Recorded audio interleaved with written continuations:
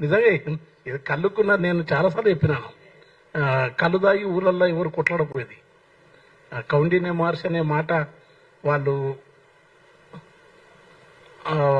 రకరకాల వాదాలు ఉన్నాయి. సప్త ఋషుల్లో అన్ని బౌద్ధం నుంచి కానీ అది కానీ ఉత్తర భారతం నుంచి వచ్చి ఇక్కడ వచ్చినారని కానీ అదంతా వేరు. వాటి చరిత్రలో కానీ ఒకటి మాత్రం వాస్తవం, చాలా సాత్వికతను పెంచేది కళ్ళు, రజోగుణాన్ని పెంచేది విస్కీలు, సారా.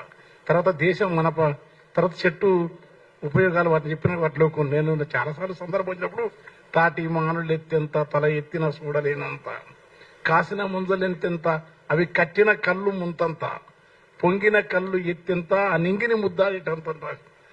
తర్వాత ప్రతి పాటలో ఉంటుంది, కళ్ళు లేకుండా చదవ ఉండదు. మొన్ననే అన్నాను, గాలితో జిద్దు చేసి ఒంటిమాను గాలితో తాటిపించము ఒంటిమాను ఎక్కితే నీ ఒక్కసారి ఆ ఒంటిమాను కింద లేవాడి కౌండిన్య మహర్షికి మోకరిల్లితే కవి కాని వానికి కూడా దోషి నిండా వచ్చిన కవిత్వం కళ్ళు రేఖలకు పొంగుతుంది, నీ దోషి నిండా కళ్ళు రేఖలకు పొంగుతుంది అని చెప్పిన. అంటే తర్వాత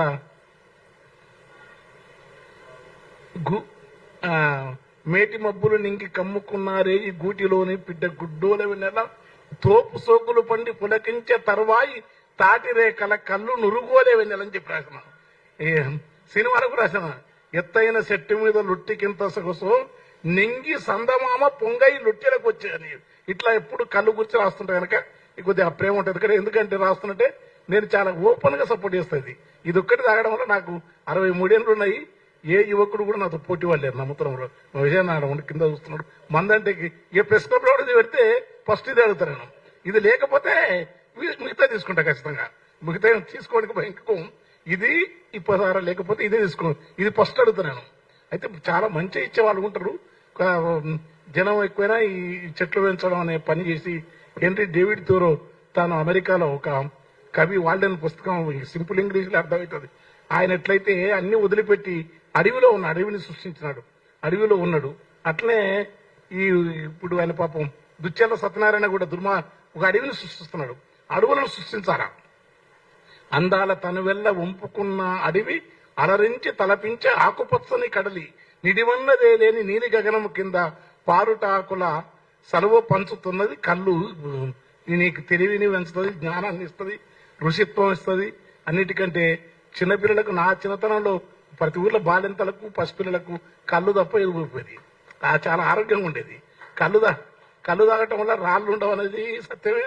కళ్ళు తాగటం వల్ల నరాలున్న అంటే బక్క కళ్ళు, పొట్టి కళ్ళు, గెంటె కళ్ళు, తాటి కళ్ళు, కినెకల్ల, అది నిజంగా బక్క పొడుగు ఉందనుకో, పొడుగు చెట్టు కళ్ళు ఈతది కానీ తాటిది కానీ తీసి పోసి ఒక రోజు చేస్తే ఒక్కటేసుకో నీకు నిప్పు దేశం మొత్తం. ఇరాన్ తోని అమెరికా యుద్ధంలో నిజంగా ఇది వెనుక కొడితే ఇది వేసుకున్న సైనికుడు వాడిని ఒక్క దెబ్బకే కొట్టేంత బలం వస్తుంది.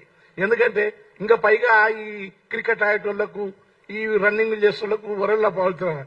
ఇంత బాక్సింగ్లు ఎవరైనా తాటి చెట్టు ఎక్కమని చెప్పు, ఆ చెట్టును ఎక్కి ఆటగాళ్ళు ఎవరు అంత పెద్ద చెట్టు ఎక్కి ఇవ్వటం అనేది అది గొప్ప విద్య. పాపం ఈ దేశంలో ఏంటంటే ఉత్పత్తిని తక్కువ చేసి, పనులు తక్కువ చూపి, శ్రమను తక్కువ చూపి, సేవను తక్కువ చూపి, కష్టాన్ని తక్కువ చూపి, సుఖాన్ని ఎక్కువ చూపి, పరాన్న బుక్కులు పనిచేయ వాళ్ళకు గౌరవం ఇచ్చే సంస్కృతి ఉంది.